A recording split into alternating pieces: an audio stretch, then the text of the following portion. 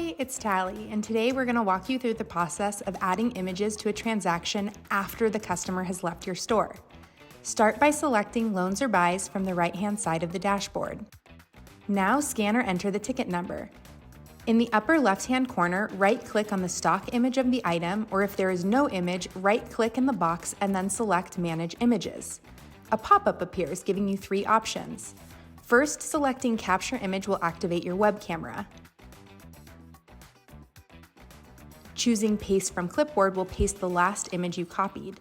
And finally, you can drag and drop images from a saved file on your desktop. Once the image or images have all been added, select OK, and now select Save and the image will be attached to the loan. If there is more than one item on a ticket, you can add an image to each item by repeating the same process.